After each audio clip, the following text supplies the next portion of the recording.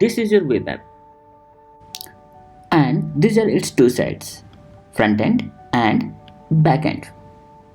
As our front end is related to UI and UX of the web app, which runs inside a web browser, the tech stack which we use inside the front end are HTML, CSS, and JavaScript. In the backend part of the web app, we store user data using a database management system like MySQL, PostgreSQL, MongoDB. Then we do data manipulation using different kind of business logic with the help of a programming language like PHP, Python, JavaScript.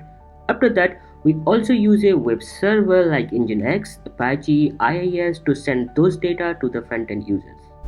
Due to this classification, the developers who works on the front-end side of the application are called front-end developer, and the developer who works on the back-end side of the application are called back-end developer. And the developers who works both front-end and back-end side of the application are called full-stack developer.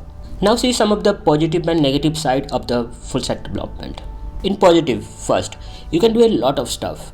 If you know full-stack development, you can build app from scratch, end to end, front-end to back-end, and to a certain level where end user can able to use, and this power can give you get into any kind of startup level organization very easily, where a small team works on a lot of things. Second, quickly build initial prototype for your own idea. If you have a product idea, you can quickly build that initial prototype for your end user and release that in the market to get that initial critical user feedback. Knowing your full stack development will give you a good idea how a web app works, how different parts of front-end and back-end technology communicate with each other in order to run the app. In negative, first, challenging to learn and keep up to date yourself.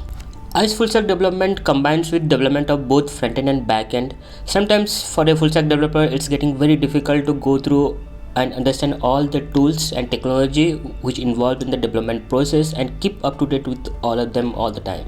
Second, difficult to be an expert in a specific area.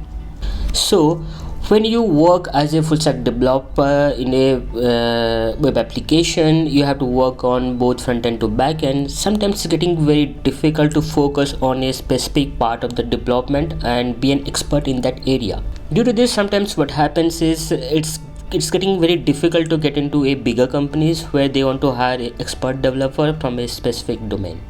So now, after learning all these things about full stack development, you might be thinking how you should start with full stack development as a beginner. You can do followings. Try to learn both. Do this for initial 2-3 years. Once you'll get a good understanding of both front-end and back-end development process along with its various tools and technology, try to figure it out which area interests you most, whether it's front-end and or whether it's back-end. If it's front-end which excites you most, dig deeper into that and be a front-end expert. If it's back-end process, try to explore the whole back-end area and see what are the different tools and technology involved and how they works. That will eventually help you to be an expert in that specific field. That's it. Hope this small piece of information will help you, and if you still have any more doubts, you can write those in below comment box and I'll try to reply you back.